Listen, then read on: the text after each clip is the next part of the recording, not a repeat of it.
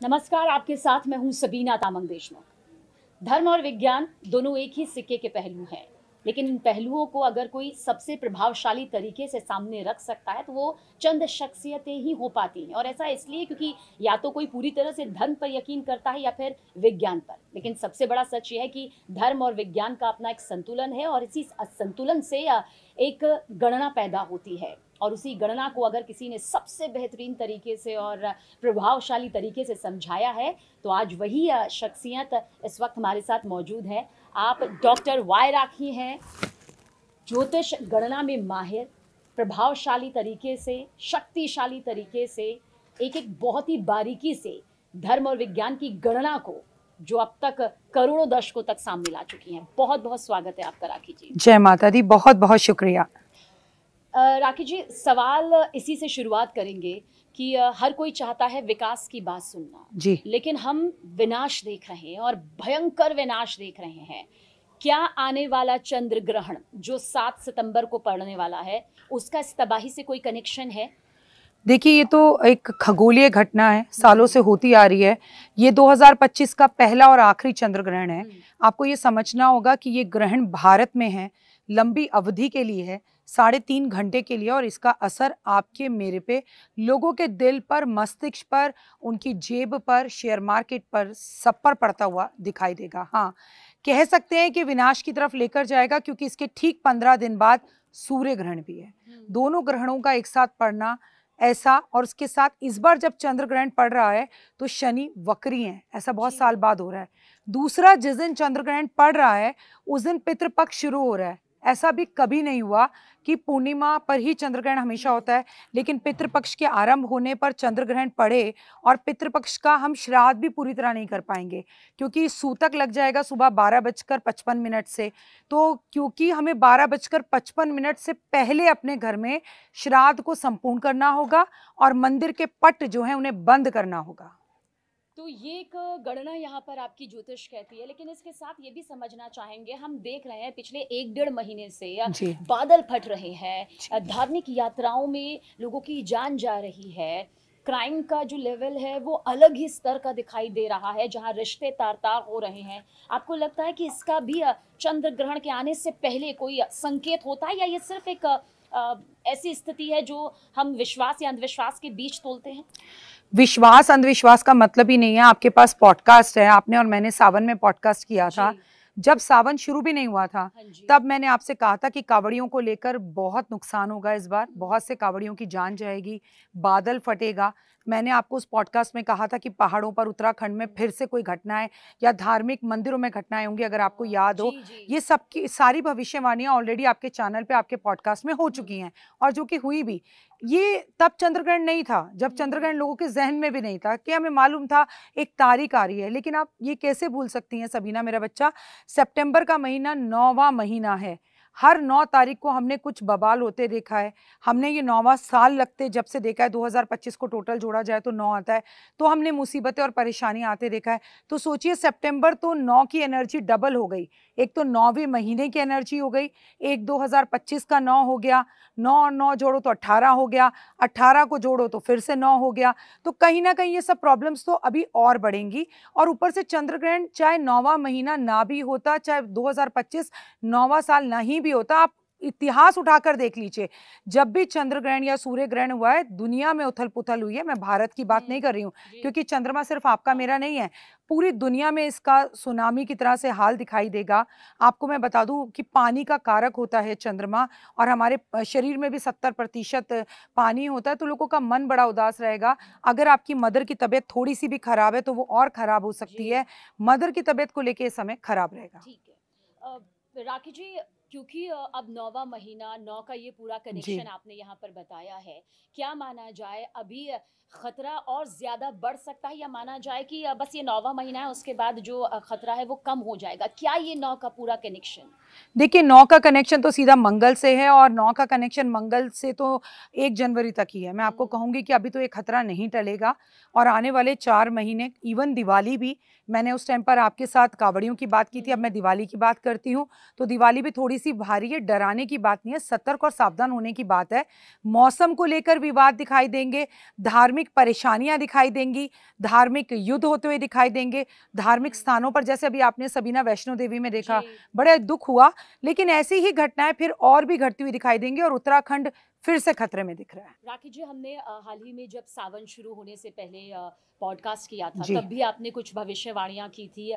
तब बहुत सारे लोगों ने कहा था कि ऐसे कोई कैसे पहले बता सकता है कि कांवड़ियों के साथ किस तरह से दुर्घटना होगी, उनकी जान जाने की खबरें भी सामने आएंगी, लेकिन ऐसा हुआ, बादल फटने या तबाही की कई भविष्यवाणियां राखी जी ने हमारे साथ पॉडकास्ट के दौरान की थी, जो सही साबित हुई, सच साबित हुई। तो क्या कुछ आपको लगता है कि इसके रुकने का वक्त कब आएगा? देखिए, कर्म करते चले जाइए, फल की इच्छा मत करिए, डरिए मत। मंगल जो है और शनि का वक्री होना, नवंबर 28 को शनि मार्गी होगा, उसके बाद थोड़ा सुकून मिलेगा सबीना हमें। और चंद्र ग्रहण है तो है, खगोलीय घटनाएं सालों से हो रही है, ग्रहण में बहुत से उपाय और दान किए जाते हैं, वो करिए तो कष्टों से बच सकते हैं। मैंने सावन में भी आपसे कहा था, महादेव की पूजा कुछ अलग तरीके से करिए। अगर आप इस साल कावड़ लेने जा रहे हैं तो रूल्स को पूरी तरह से फॉलो कीजिए। और अभी भी आपसे कह रही हूँ, चंद्र ग्रहण में कुछ दान हम आपको इस एपिसोड में बताएंगे, अगर आप वो करते हैं तो कष्ट और तकलीफों से बच सकते हैं। बस एक बात आपसे कहूंगी, आपके दर्शकों को ये समझना चाहिए कि चंद्रमा मन का कारक, पानी का कारक, माँ का कारक, ठीक है। आंखों में जो आंसू निकलते हैं वो भी पानी ही होता है। किसी की भी आंख में आंसू आपकी वजह से ना हो। अगर आपका सब कुछ अच्छा है तो भी बिगड़ जाएगा, और सब कुछ बिगड़ा हुआ है तो भी अच्छा हो जाएगा अगर आप किसी रोते व्यक्ति को चुप कराते हैं। मतलब आप ये कह रही हैं कर्म की, अगर तबाही की एक बड़ी वजह किसी के दिल को आहत करना, किसी के मन मस्तिष्क को चोट पहुंचाना, ये भी रह सकता है। तो ये सिर्फ घरेलू तौर पर या फिर बाहरी लोगों के लिए भी ध्यान रखना जरूरी है, क्योंकि यहाँ तो लोग कोई भी कुछ भी आकर किसी को कह जाता है और दिल का दुखना तो बहुत आम हो गया। क्या ये भी तबाही है? तबाही है। आपको क्या लगता है, सेवा करना, गुरुद्वारे में जाना, झाड़ू पोछा करना, मंदिर में जाना, महादेव पर जल चढ़ाना, इसे आप सेवा समझती हैं? आपको कॉम्प्लीमेंट देना, आपकी तारीफ करना, किसी की मदद कर देना, किसी को बोलना घबरा मत, ये वक्त है, गुजर जाएगा, किसी इंसान के घर में राशन नहीं है उसे राशन दे देना, किसी के बच्चे की फीस दे देना, किसी गरीब बच्चे की बेटी की शादी कर देना, किसी का रिश्ता पक्का करवा देना, किसी के घर में कोई नौकरी जाने वाली है, बॉस को अगर किसी ने किसी के प्रति कान भर दिए हैं उसको सही बात बताना, कोई किसी की समाज में अगर इमेज खराब कर रहा है उसको सही करना, गलत को गलत और सही को सही कहने की हिम्मत करें। आप लाइलग मत बने कि सामने वाले ने कह दिया, सामने वाला गलत कह रहा है तो उसे गलत ही समझ लिया। देखें, समझें, जानें, परखें और फिर आगे बढ़ें, किसी के कहने पे ना चले। हर 100% ये ज्यादा बदलता है, क्योंकि ये एक तरह की सेवा है। किसी की मदद कीजिए। आपके घर में मेड आ रही है, उसके पास उसके बच्चे की फीस देने के लिए पैसे नहीं है, आप अपने बच्चे के नए बुक्स किताबें ला रहे हैं, एक बैग और कुछ पैसे उसको भी दे दीजिए। दिस इज सेवा। भगवान आपके पास चलकर खुद आएंगे, भगवान के पास जाने की जरूरत ही नहीं है। श्री कृष्ण भगवान कहते हैं कर्म कर। गीता तो हमें यही सिखाती है ना, अपने लिए तो सब जीते हैं, जीना वो जीना जो औरों के लिए जिए। राखी जी, ये भी जानना चाहेंगे, क्योंकि हमने देखा है पहाड़ों को तो देवभूमि कहा जाता है जी। फिर सब ये कह रहे हैं क्यों देवभूमि में जो रहने वाले लोग हैं, जो पहाड़ों की पूजा करते हैं, प्रकृति का सबसे ज्यादा सम्मान करते हैं, उन्हीं को ये दर्द झेलना पड़ रहा है। मतलब क्यों प्रकृति का, कुदरत का, परमात्मा का कहर उन पर क्यों? जितने भी एस्ट्रोलॉजर हैं, जितने भी साधु संत हैं, जितने भी लोग हैं इस वक्त, आप अपनी वीडियोस के माध्यम से देख लीजिए, रील्स के माध्यम से देख लीजिए, कहीं ना कहीं किसी साधु पे, किसी कथावाचक पे, किसी एस्ट्रोलॉजर पर उंगली उठी रही है। तो अगर हम लोगों को उपाय बताते हैं, हम क्यों नहीं बच पा रहे? तो जो भगवान के सबसे ज्यादा करीब होते हैं, उनकी गोद में बैठे होते हैं, सबसे ज्यादा परीक्षा उन्हें देनी होती है। फॉर एग्जाम्पल मैं आपको समझाऊंगी सबीना, एक माँ के 2 बच्चे होते हैं, एक बच्चा स्कूल से आता है, बैग पटकता है, चीखना चिल्लाना शुरू कर देता है, एक बच्चा संयम से अपना बैग रखता है, चुपचाप से आलती पालती मार के बैठ जाता है। तो माँ उसके गाल पर प्यार करके कहती है, बेटा तू 2 मिनट रुक, मैं इस बदमाश को पहले दे दूं। तो जो माँ के करीब है ना, माँ उसी को वेट करवाती है, और जो चीख चिल्ला रहा है उसको किनारे कर कर भले ही उसे गोद में बिठाकर बाद में प्यार करे। हाँ, भगवान के जो सबसे करीब होते हैं, भगवान के जो बारे में बात करते हैं या भगवान के साथ रहते हैं, उन पर ही कष्ट ज्यादा होते हैं, ये इतिहास गवाह है। फॉर एग्जाम्पल राम जी को देख लीजिए, मानव बनकर धरती पर आए तो दुख भोगे। कृष्ण को देख लो, जन्म लिया तो जंगल में जन्म, जेल में जन्म लिया। तो ये तो कष्ट तकलीफें सबको भोगनी ही पड़ती हैं और भोगनी ही पड़ेंगी। तो अगर आप भगवान के करीब हैं तो तकलीफ देखनी पड़ेगी। और देखिए 2025 शुरू हुआ तो महाकाल में एक बड़ी आग लगी। शिव ने, महाशंकर ने, जैसे नीलकंठ ने अपने समुद्र मंथन में विष को ग्रहण किया, 2025 में लगने वाली आग को महादेव ने सबसे पहले अपने ऊपर ही ले लिया कि आधा कष्ट तो मैं खत्म ही कर देता हूं, मैं ही अपने ऊपर ले रहा हूं। महाकाल में इतनी बड़ी आपदा हुई, इतनी बड़ी प्रॉब्लम हुई, इतनी बड़ी अग्निकांड हुआ, उसके बाद देखिए भगवान ने शुरुआत ही 2025 की खुद को तकलीफ देकर करी, और ऐसा महादेव ही कर सकते हैं। हम पर जब भी कष्ट आता है या अमृत निकलता है उसे देवता ले जाते हैं, विष निकलता है उसे महादेव ले जाते हैं। आप भगवान विष्णु को सोना चांदी चढ़ाते हैं और कांटे भरा धतूरा आप महादेव को चढ़ाते हैं। तो जिसको सारी दुनिया छोड़ती है उसे महादेव ले लेते हैं। हाँ सबीना, जो भगवान के ज्यादा करीब होता है वो कष्ट में ज्यादा होता है। तो जो भगवान के ज्यादा करीब है उसे कष्ट भी होता है, और मेरे ख्याल से बाद में सबसे बड़ी शांति उसे ही नसीब, क्योंकि वो लाडला है भगवान का, हाँ जी, प्रिय है भगवान का। वरना आप और मैंने उत्तराखंड में जन्म क्यों नहीं लिया, इस वक्त आप और मैं उत्तराखंड में क्यों नहीं है? वो अलग ही आत्माएं, अलग ही लोग हैं जो उत्तराखंड में हैं। भगवान उनकी रक्षा करें। देखिए आपदा तो इस वक्त पूरी दुनिया में आई हुई है, केवल उत्तराखंड में नहीं आई हुई, और आने वाले समय में भी आपको वहाँ ज्यादा दिखेंगी। वहाँ की भूमि धल, वहाँ के पहाड़, वहाँ की चीजें ऐसी हैं कि बादल फटे तो वहाँ नुकसान ज्यादा हो जाता है। हालांकि अगर बादल दिल्ली में फटे तो भी नुकसान इतना ही होगा, पर यहाँ है कि पहाड़ नहीं खिसकेंगे, नुकसान तो यहाँ भी होगा। इसलिए क्योंकि वो भूमि है, देवभूमि, तो हमें लगता है कि क्यों भगवान तो वहाँ बैठे हैं, ऐसा क्यों कर रहे हैं। लेकिन भगवान की नीति है, चाहे मैं दिल्ली में रहूं, कानपुर रहूं, अजमेर रहूं, और चाहे मैं यूएस से रहूं, जिसने जैसे कर्म करे हैं उसको वैसे ही फल मिलेंगे। राखी जी, क्योंकि अब 2025 जा रहा है, 2026 भी बहुत जल्द सामने आ जाएगा जी। 2026 क्या विकास के लहजे से मजबूत रहेगा या विनाश के लहजे से मजबूत रहेगा? क्या 2026 अपने साथ भविष्य लेकर आ रहा है? 2026 की बात की जाए तो मंथ ऑफ सितंबर में हम ये शूट कर रहे हैं। अभी से 2026 के बारे में बहुत कुछ कहना बहुत ज़्यादा गलत होगा, क्योंकि उसका पंचांग देखना होगा, उसका राजा और मंत्री देखना होगा। लेकिन इतना ज़रूर कहूँगी कि 2025 से हर पॉडकास्ट में कहती आ रही हूँ, 2030 तक पूरी दुनिया के लिए समय अच्छा नहीं है, कुछ भी अच्छा नहीं है। विनाश ज़्यादा है और सुरक्षा कम है। लोगों को तकलीफें ज़्यादा भोगनी पड़ेंगी, और सबसे ज़्यादा मानसिक तकलीफें, शारीरिक कष्ट, रिलेशंस में प्रॉब्लम्स, रिश्तों का टूटना, इंसान का इंसान पे से विश्वास का खत्म होना, ये परेशानियां हमें ज़्यादा होंगी। सबसे ज़्यादा 25 से 30 तक ये झेलनी ही पड़ेंगी। मतलब सभी को कर्म करिए, दूसरे के कष्ट मत दीजिए। कलयुग कहता है तू कल कर, मैं आ जाऊंगा। सबीना, आपको जो चाहिए वो देना शुरू कर दीजिए। आपको मुस्कान चाहिए, लोगों को मुस्कान दीजिए। कॉम्प्लीमेंट चाहिए, कॉम्प्लीमेंट दीजिए। पैसे चाहिए, चाहे मंदिर में जाके 10 रुपए चढ़ाओ, चाहे रेड लाइट में मांगने वाले व्यक्ति को बिस्किट दो।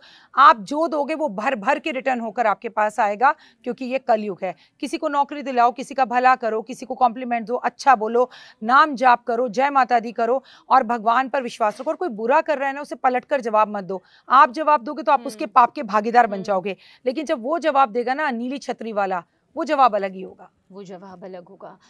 राखी जी, क्योंकि सबके मन में ये सवाल है, और अभी हम ये पॉडकास्ट कर रहे हैं तो कुछ मैसेजेस भी यहाँ पर सामने आया। सब कह रहे हैं कि हमें तबाही के बारे में तो मालूम चल गया है कि अभी आने वाला वक्त जो है वो मुश्किलों भरा है, लेकिन कब से माना जाए कि हमारी धरती के लिए, अगर हम भारत का ही जिक्र करें, तो कब से एक अच्छा ग्रह नक्षत्र ऐसा आएगा कि तबाही की ये खबरें और तस्वीरें जो हैं एटलीस्ट थोड़ी तो कम होंगी?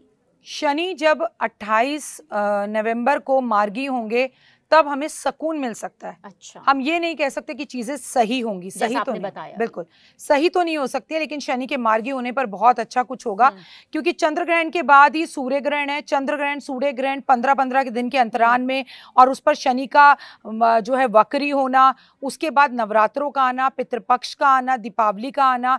मैं आपको बता दूं, मंगल भी 13 तारीख को अपना राशि परिवर्तन करने जा रहा है। वो कन्या राशि में से तुला राशि में जा रहा है। वहां पर वो और भी ज्यादा नुकसान देगा।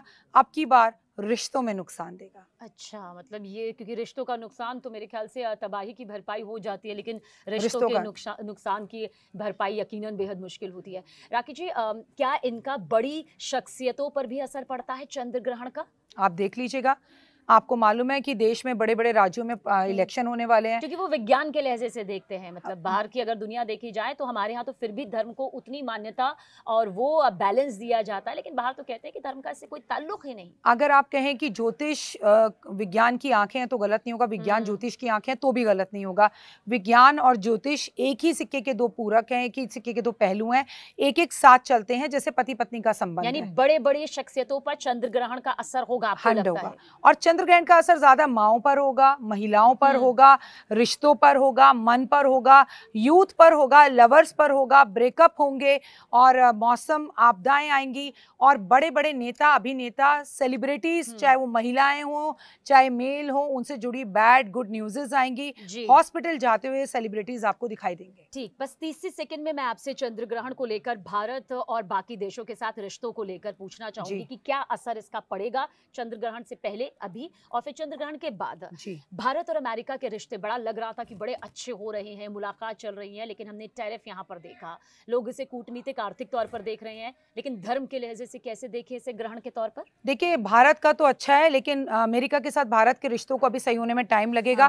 बीच में आपको रिश्ते सही होते दिख सकते हैं, बट वो चंद कुछ दिनों के लिए, क्योंकि ट्रंप अपनी आदतों से नहीं बदलेंगे, लेकिन ट्रंप पलटी बड़ी जल्दी खाते हैं, तो कब वो पलटी खा जाए, कब रिश्ते सही कर लें, ये ज्योतिष गणना कहती है कि अभी अमेरिका के साथ भारत के रिश्ते सही नहीं होंगे और भारत अप रहेगा, ट्रंप को अपनी बिगड़ेंगे, मतलब बिगड़ेंगे। अच्छा, सही नहीं रहेंगे, बिगड़ेंगे। और अगर सही होंगे तो वो कुछ चंद दिनों के लिए होंगे, फिर बिगड़ते हुए दिखेंगे। अच्छा, चीन और भारत के रिश्तों को हमने देखा पिछले कुछ सालों में किस हद तक बिगड़े, लेकिन अब एक नया पड़ाव देखने को मिल रहा है। अब लग रहा है जैसे बाजार खुल रहे हैं, रिश्ते अच्छे हो रहे हैं। सबीना, दिल्ली अभी दूर है, चाइना से हमारे रिश्ते कभी सही नहीं हो सकते, क्योंकि चाइना जितना कद में छोटा उतना बड़ा खोटा। तो चाइना के साथ भारत के रिश्ते फिर खराब होंगे। चाइना की ये कूटनीति है, चाइना दिखाता कुछ है, करता कुछ है। चाइना का झुकाव वापस अमेरिका की तरफ ही और पाकिस्तान की तरफ होगा। ये भी हमारी ज्योतिष गणना कहती है, सिर्फ एक दिखावा है। अच्छा, ये खूबसूरत है, आपको दिख रहा है, पर ये रिश्ते ज्यादा दिन अच्छे चलेंगे नहीं। भारत और पाकिस्तान अभी भी गीदड़ भपकियां यहाँ पर देता है। लड़ाई होगी, युद्ध होगा, 2025 से 26 के बीच में ही होगा और 25 में होता हुआ ही दिख रहा है और रिश्ते फिर से खराब होंगे। और पहले भी मैंने कहा, जब भी चंद्र ग्रहण होता है तो पानी से जुड़ी समस्या होती है, तो हो सकता है सिंधु नदी को लेकर फिर से नरेंद्र मोदी जी कुछ बड़ा फैसला ले, भारत कुछ बड़ा फैसला ले, जिससे पाकिस्तानियों को प्रॉब्लम हो। और हाँ, पानी एक मुख्य कारक रहेगा पाकिस्तान और हिंदुस्तान के रिश्तों को खराब होने में, और दोबारा होंगे और युद्ध की स्थितियां भी बनेंगी। साल के दो चंद्र ग्रहण, एक चंद्र ग्रहण और एक सूर्य ग्रहण, अगर दोनों ग्रहणों को मिलाकर यहाँ पर देखा जाए तो अब ये जाता हुआ साल है, ये भारतीय राजनीति पर क्या असर डालेगा? एक सकारात्मक असर जो लोगों के सामने एक बड़ी छवि, मजबूत छवि लाएगा, या फिर कुछ नकारात्मक चीजें भारतीय पॉलिटिक्स से निकल कर आएंगी? सिर्फ नकारात्मक चीजें। खुद जो पार्टी इस वक्त अभी बनी हुई है सत्ता में, उनके लिए भी समय अच्छा नहीं है। हमें पड़ोसियों से भी जो है झेलना पड़ेगा, आंतरिक झगड़े भी होंगे, हमें धार्मिक युद्ध होते हुए भी अपने घरों में दिखाई देंगे, आपदाएं आती हुई दिखाई देंगी, मौसम से हम लड़ते हुए दिखाई देंगे, बादल फटते हुए दिखाई देंगे, पुल गिरते हुए, बिल्डिंगें गिरती हुई दिखाई देंगी। तो राजनेताओं के लिए भी ये समय अच्छा नहीं है, और बिहार और बंगाल के लिए तो बिल्कुल भी अच्छा नहीं है। बिल्कुल सही नहीं, बिल्कुल अच्छा नहीं है। ग्रहण कई बार आपके विरोधियों की ताकत को क्या कमजोर कर सकता है या मजबूत कर सकता है? अगर सत्ता पक्ष और विपक्ष दोनों का जिक्र करें तो क्या गणना कहती है सत्ता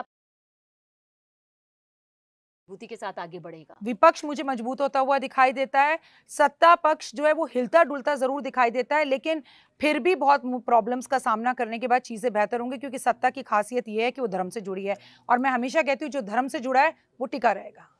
क्या धर्माचार्यों पर ग्रहण का कोई असर होता है या फिर नहीं होता है? क्योंकि अमूमन जनता का मानना यह है कि सारे उपाय कर लिए जाते होंगे और राम नाम का जाप, राधा रानी के नाम का जाप, परमात्मा का जाप, संकट तो ऐसे ही दूर हो जाते होंगे। तो फिर राम जी के सारे संकट दूर हो जाने चाहिए थे, उनका नाम लेके तो हमारे संकट दूर हो जाते हैं। श्री कृष्ण को इतनी दर्दनाक मृत्यु नहीं मिलनी चाहिए थी, श्राप नहीं मिलना चाहिए था।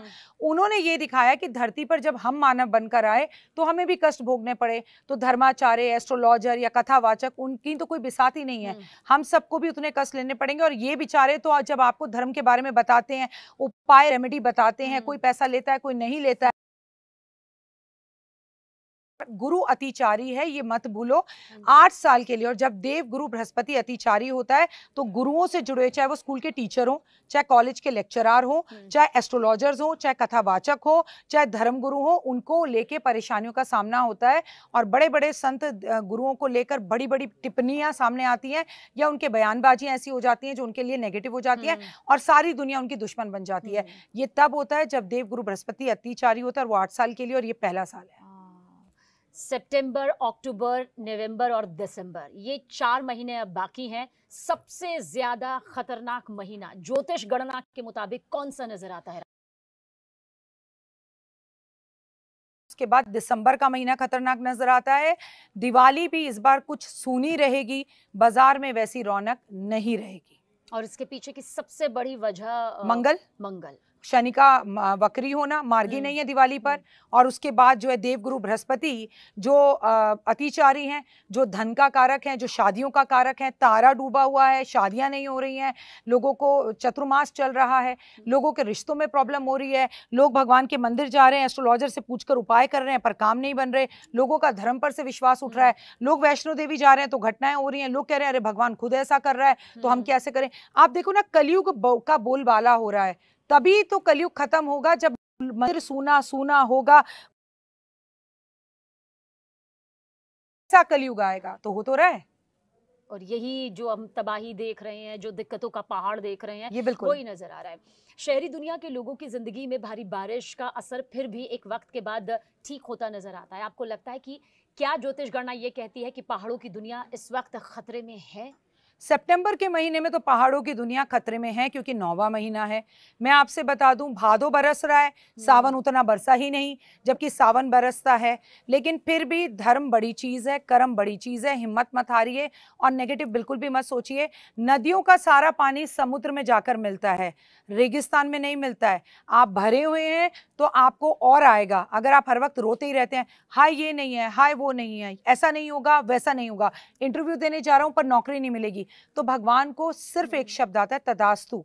आप बोलो मैं बहुत खुश हूँ, भगवान कहेगा तदास्तु, तो आप खुशी रहेंगी। मैं बड़ी दुखी हूँ, तो भगवान कहेगा तदास्तु, तो आप दुखी रहेंगी। जब भगवान एक ही शब्द लगातार बोल रहे हैं, तदास्तु तदास्तु, तो ऑलवेज अच्छा नहीं भी हो रहा तो अच्छा बोलो, अच्छा होने लगेगा, अच्छा सोचो। उसमें पैसे नहीं लगते, उसमें किसी एस्ट्रोलॉजर की जरूरत नहीं है। माता पिता की सेवा करो, देश से प्यार करो, दुनिया से प्यार करो, अच्छा बोलो, अच्छा करो। सुबह जल्दी उठो, काले नीले कपड़े मत कम पहनो, बेजुबान जानवरों के लिए हेल्प करो, खाने से पहले किसी को खिलाओ और पॉजिटिव सोच रखो। राकेश जी, चंद्र ग्रहण के बाद सूर्य ग्रहण, ये जो बीच का वक्त रहेगा, क्या ये बहुत ज्यादा खतरे से भरा रहेगा या फिर सब पर इसका असर हम माने अलग अलग पड़ेगा? सब पर इसका असर अलग अलग पड़ेगा। सबसे पहला पड़ेगा प्राकृतिक आपदाएं, चाहे ओवर बारिश का होना, चाहे पहाड़ों का खिसकना, चाहे प्लेन दुर्घटना, ट्रेन दुर्घटना, रेल दुर्घटना, अग्नि दुर्घटनाएं, बिल्डिंगों का गिरना, भूकंप का आना, आंदोलनों का होना, स्टूडेंट्स का सड़क पर आना, या किसी भी विश्व के अंदर जो है राजनेता अभिनेता की मृत्यु हो जाना, या बड़े बड़े राजनेताओं को पद हट जाना, सरकारों का गिर जाना, और कुछ ऐसी हालात अमेरिका में होंगे जो अच्छे नहीं होंगे। लेकिन आपने कहा कि 15 दिन चंद्र ग्रहण या सूर्य ग्रहण का असर जो है वो 15 दिन पहले, यानी कि आज हम 1 सितंबर को ये शूट कर रहे हैं, अभी से आप शेयर मार्केट में सबसे ज्यादा उछाल और गिराव देखेंगी। तो अगर आप शेयर मार्केट से जुड़े हैं तो संभल कर रहिए। इन 2 ग्रहणों में आपको प्रॉब्लम हो सकती है।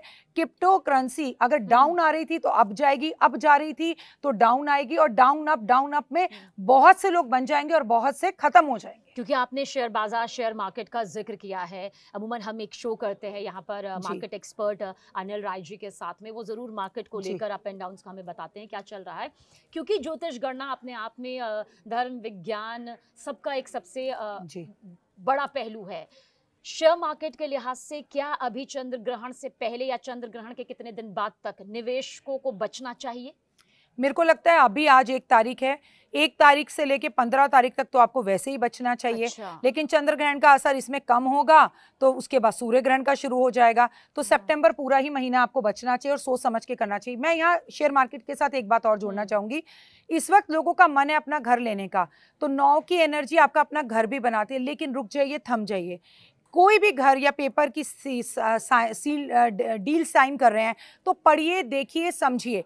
किसी को भी अपना घर किराए पर मत दीजिए, कब्जा हो जाएगा। तो आपको ये समझना है मैं जिसको घर दे रहा हूँ वो सही है, जिससे मैं घर ले रहा हूँ क्या वो सही है, कहीं ये प्रॉपर्टी विवादों में तो नहीं है, कहीं इस प्रॉपर्टी पे कोई लोन तो नहीं है। जल्दीबाजी में फैसले ना लें, धोखा हो सकता है। वहाँ प्रॉपर्टी पर भी आपको ये ध्यान देने की जरूरत है। और हाँ, ये गोल्डन टाइम है अपना मकान बनाने का, तो मकान बनाने की कोशिश कीजिए। गर्भवती महिलाओं को भी इस ग्रहण पर ध्यान रखना है। सबीना, 3.5 घंटे का ग्रहण है। राकेश जी, बहुत सारे लोग ऐसे हैं जो पॉडकास्ट देखने के बाद ये कह रहे हैं कि जो ज्योतिषाचार्य हैं, टैरो कार्ड रीडर्स हैं या धर्माचार्य हैं, वो ये तो कह रहे हैं कि ट्रैवल ना करें अभी पहाड़ों पर, क्योंकि खतरा बहुत ज़्यादा है। और आपने बताया कि सितंबर का महीना तो बहुत खतरे से भरा हुआ है। उनके लिए आप क्या कहना चाहें? यात्रा टाल दें या फिर बहुत ज़रूरी हो तो फिर कैसे करें? देखिए, पहली बात तो कभी भी हम केदारनाथ बद्रीनाथ जा रहे हैं वो बहुत ज़रूरी नहीं है, अगले साल भी जा सकते हैं, कुछ दिन रुक कर भी जा सकते हैं, दिवाली तक पट खुले हैं, ठीक है ना, तो यात्रा टाल दीजिए। लेकिन आप अगर ऑफिस के काम से जा रहे हैं और जाना ज़रूरी है तो मैं आपसे कहूँगी पहले किसी मंदिर जाइए, वहाँ थोड़ी देर बैठिए, वहाँ की एनर्जीज लीजिए और कहिए हनुमान जी आइए मेरे साथ, मेरे काज सवारिए, और वहाँ से हनुमान चालीसा पढ़कर फिर अपनी ट्रैवलिंग के लिए निकलिए।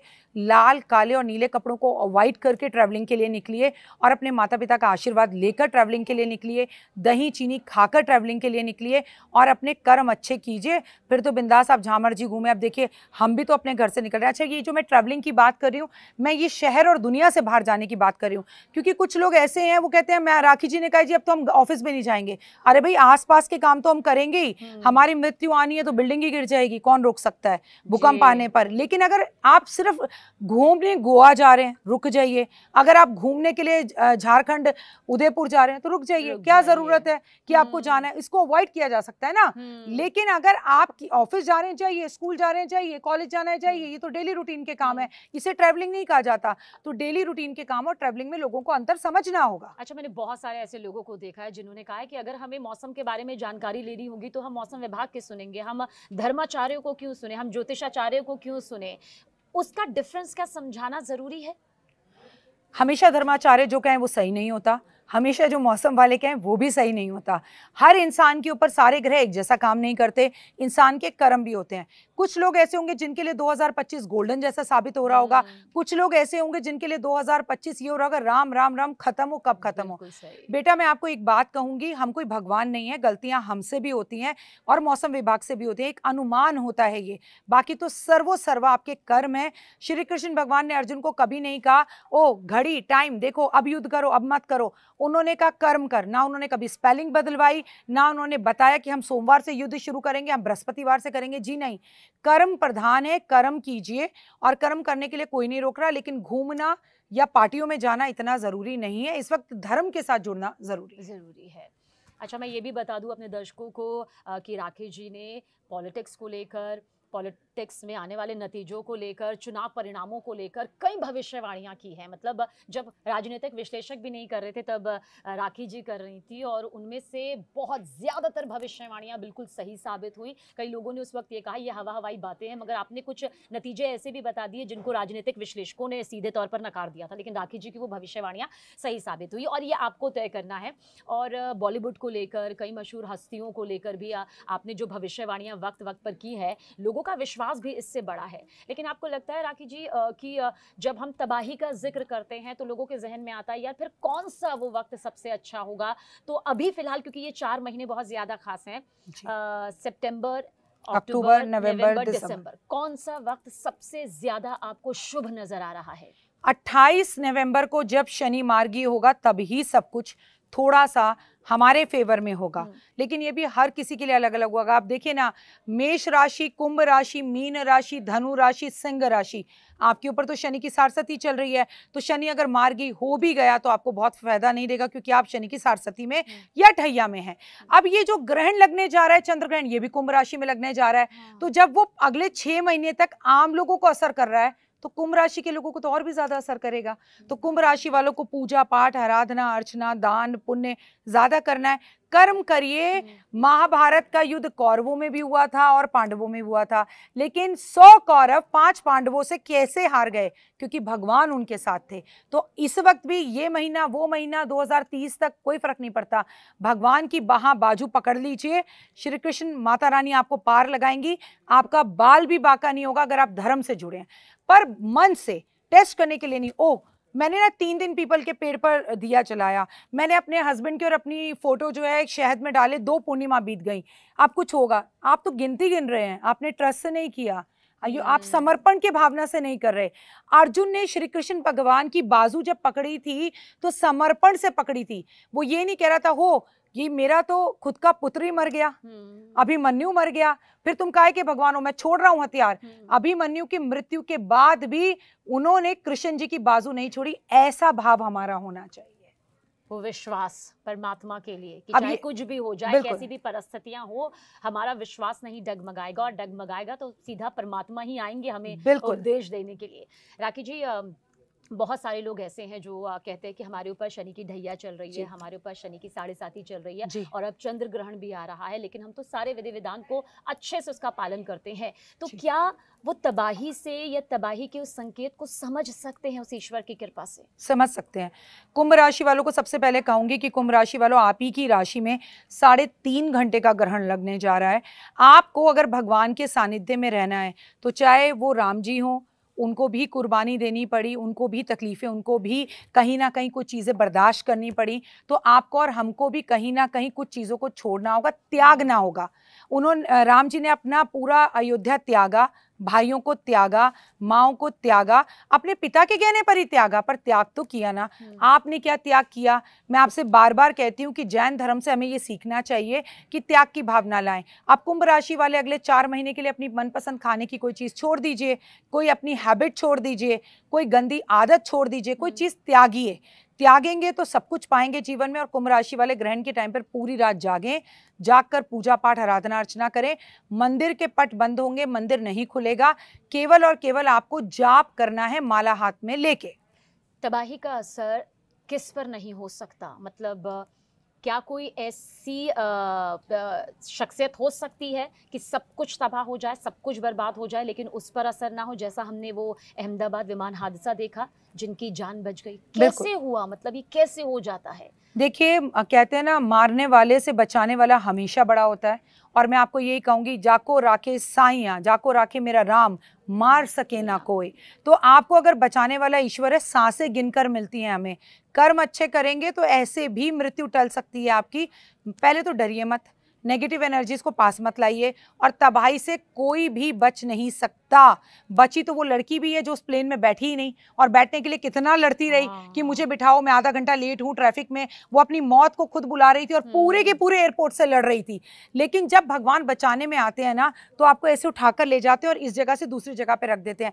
पर ये उन्हीं के साथ होता है जिन्हें अटूट विश्वास होता है, जो धर्म गुरुओं पर उंगली उठाते हैं, जो एस्ट्रोलॉजर्स पर उंगली उठाते हैं, जो कथावाचकों पर उंगली उठाते हैं, जो कहते हैं भगवान ही नहीं है, उनके ऊपर भगवान उनका साथ देने कैसे आएगा? आपको मिले या ना मिले, अर्जुन ने भी और पांडवों ने भी अपने 5 पुत्रों को खोया था, याद रखिएगा, तब उन्होंने महाभारत जीती थी। बिना आपके स्ट्रगल के आपको कुछ नहीं मिल सकता। No gain no pain, no pain no gain. ये सच, और इस गणना को समझना मेरे ख्याल से हर किसी के लिए ज़रूरी है। और आप बहुत लंबे वक्त से आपने पूरे ज्योतिष शास्त्र को, ज्योतिष विद्या को देखा है, बहुत करीब से महसूस किया है।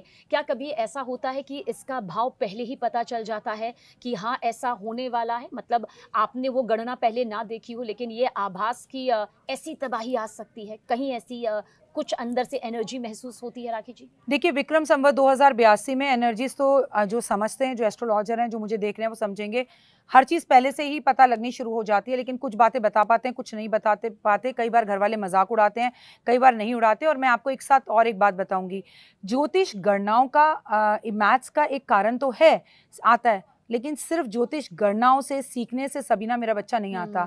आपको तपस्या करनी होती है, आपको भगवान के साथ नाता जोड़ना होता है, उसका नाम लेना होता है, 3:30 बजे बिस्तर छोड़ना होता है, बहुत त्याग करना होता है, कभी चप्पल का, कभी खाने का, 1-1 महीने के व्रत रखने होते हैं। कोई कहे जी मैं एस्ट्रोलॉजी सीख कर आया और मैंने एस्ट्रोलॉजी सीख ली, दुनिया सीख रही है, फिर गणनाएं सही क्यों नहीं हो रही हैं? तो जिसके अंदर भगवान की आस्था है और जो भगवान से बात करता है, भगवान में अटूट विश्वास करता है, भगवान ऐसी बुद्धि खुद ही दे देता है कि वो एनर्जी महसूस हो जाए। आप भी तो देखिए, आपका अगर कभी आप किसी विषय पर बोलना शुरू करें, आपके पास कुछ ना हो, आपके पास अपना एक्सपीरियंस इतना हो चुका है कि आप इतनी सीनियर एंकर हैं कि आप लगातार बोल सकते हैं किसी भी विषय पर लगातार। मैंने आपको कुंभ में एंकरिंग करते हुए देखा है, जहाँ पे एक कैमरामैन के साथ, जहाँ कुंभ में इतने बड़े बड़े हादसे हो रहे थे, आप अपने परिवार से इतनी दूर थी, जहाँ डर था, लेकिन आप कंटिन्यू काम कर रही थी। आपकी कौन सी गणना थी सबीना? मुझे बताइए, एंकर की कौन सी गणना होती? अनुभव। आपका, हम वहां नहीं थे जब ये एग्जैक्टली हुआ और जी। उसके बाद आपकी विश्वास, आस्था, आपका एक्सपीरियंस। तो मैं आपको इसलिए समझा रही हूँ कि जी। गणनाओं के साथ साथ एक्सपीरियंस भी मैटर करता है कि कितने जन्म से, कितने जी, सालों जी। से आप ये कर रहे हैं। बहुत बहुत शुक्रिया राखी जी, हर बार की तरह इस बार भी ज्योतिष की उस गणना को बताने के लिए जिसका मेरे ख्याल से सब तक, हर किसी तक पहुंचना बेहद जरूरी था। जी। बहुत बहुत शुक्रिया। जय माता दी। जय माता दी।